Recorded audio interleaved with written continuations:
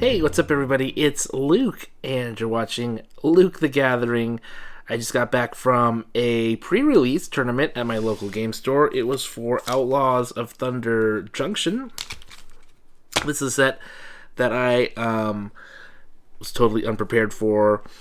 I don't know why, but I'm one of the few people that really like Murders at Karlov Manor. I don't think a lot of people were a big fan of that set, but I liked it.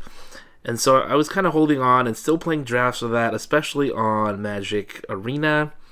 And suddenly this set hit, and I'm at the pre-release. So I really didn't see any of the cards earlier, but I did kind of get a notion that Rakdos might be pretty good, or red and black. So it turns out I had some pretty good red and black cards. I decided to play them. I didn't do great. I didn't win any of my rounds today, which was kind of sad, I guess, but I just wanted to get a taste of the set, and that's what I did. And so I want to show you some of the cards that I did get, and I'll talk about some of those cards. We'll also open up a couple of packs of Outlaws of Thunder Junction and see if we can pull anything good out of those. So let's turn the camera around. Let's check out the cards. Alright, as you know, 1-drops have been really pushed as of late, and I really like this Reckless Lackey. It's a Goblin Pirate, which means I believe it's an Outlaw, which is a key creature type in the set. First strike and haste, a 1/2. It's not even a 1/1, it's a 1/2. You can sacrifice it to draw a card and create a treasure token. That just seems like so much for a 1-drop. It felt great, obviously, when I had this in my hand and red mana, just popping it in and attacking. It was awesome to do that. So, great card, first of all. Second of all, I did play Grixis, which is red, black, and blue. So, just so that you see. Deadeye Duelist, this is like the pinger. 1 and it's a 1/3, has reach. 1 and tap, you can ping the guy for 1. Pretty good card, I think. Boneyard Desecrator. This card actually never hit the board, but it is a zombie mercenary, and I was trying to find as many outlaws as possible. Desperate Bloodseeker, a 2/2 vampire with lifelink. I think that's really cool. When the ETBs, target player mills 2 cards, so you can mill your own, or you can mill them. Blood Hustler. This is really nice. It's only a 2-mana card. Whenever you commit a crime, put a +1/+1 counter on Blood Hustler. You can only do that once each turn.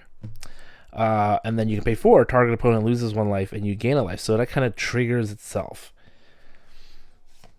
Raven of Fell Omens. Whenever you commit a crime, which happens all the time, each opponent loses a life, and you gain a life. So pretty easy to do that. Vault Plunderer. Target player draws a card and loses a life when it ETBs. It's a 3/1. Rooftop Assassin. We've seen a lot of these cards. It has flash, flying, lifelink. But when it ETBs, any creature that was dealt damage on that turn, you can destroy. You can choose 1 to destroy. I put this Silver Debris in just because it is a 1/2 and for 2. And when it ETBs, you can grab a basic land or desert. So I thought that was nice. It does go on top of the deck, though, not into your hand. You can also tap it to give something +1/+0. Take for a Ride. This is the stealing card. These are always controversial. I like them, but I know they're not really the best cards ever. You really need a sack outlet to make it really worth it, I feel like. This doesn't really do it. But I always like to surprise people with it, personally.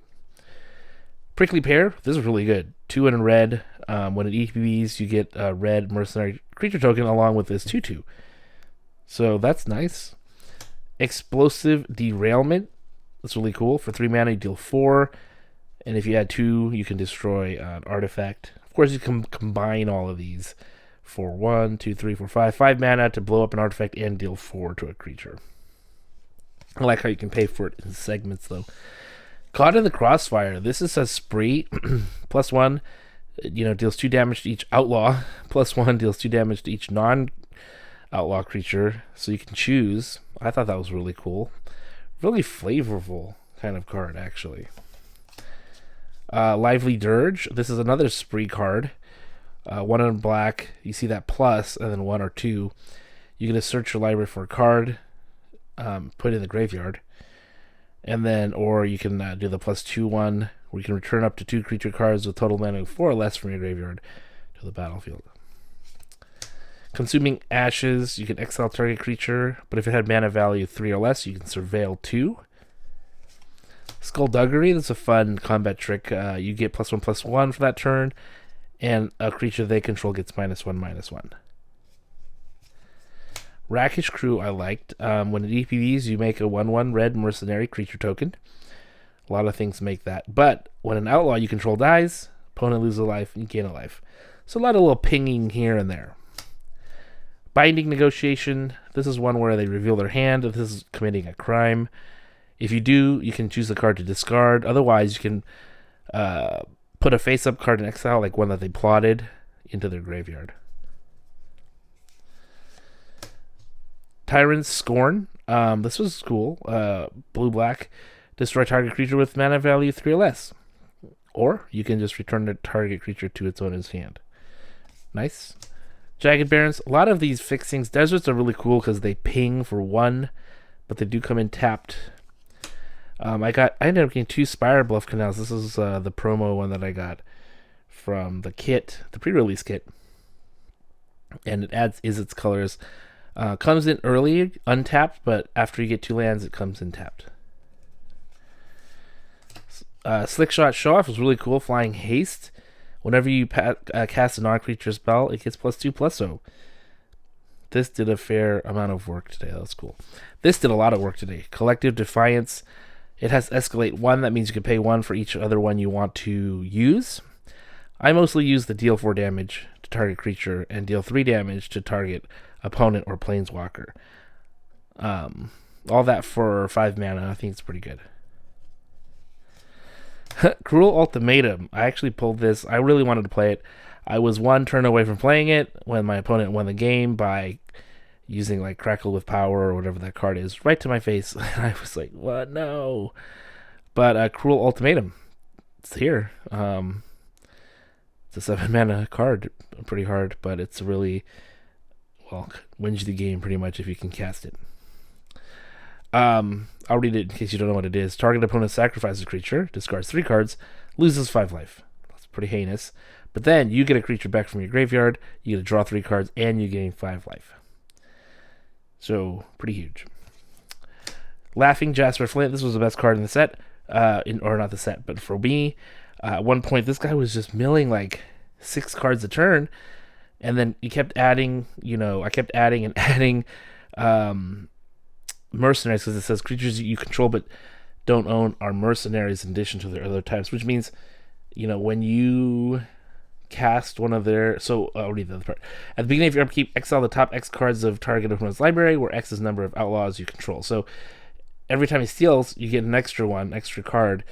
You can play those or play your own, and they're typically pretty cheap. So, when it's upkeep time, you're actually taking off all these cards right off the top of their deck, and then you can actually play them, and then they're exiled already, so they're done for. I was pretty much surprised with this card. I thought it was really well. It did very well for me today, and that's the deck. A lot of fun things you can get in there. Let's crack open a couple of these play boosters to end the video, and let's see if we get anything. We did get the Silver Deputy, which is in the deck. I didn't play at all with white or green today. Alright, we got Breaches, the Blast Maker as our rare. And Savage Smash. Just a bonus sheet card. Then we got the Bloodseeker in foil. And then, of course, we have an art card. Alright, let's open up our second pack. So what happened is everyone got 2 packs, regardless of wins or loss today. So 2 packs for every single person. All right, let's see what we get in this one. We got Aven Interrupter. I don't know what this does. It's flash. A lot of these white flyers have flash. When Aven Interrupter enters the battlefield, exile target spell. It becomes plotted. Spells your opponents cast from graveyards or exile cost 2 more to cast. Okay, so it hates on plotting. Harvester of Misery. When Harvester of Misery enters the battlefield, other creatures get -2/-2 until end of turn. That's cool. That's like Elvish Norn. If you discard Harvester of Ministry, target player gets -2, or target creature gets -2/-2 until end of turn. Okay, then we got Repulse, Magebane, Lizard, and that's it. Thanks for watching, everybody. Good luck in your plays of Outlaws of Thunder Junction. I will see you next time.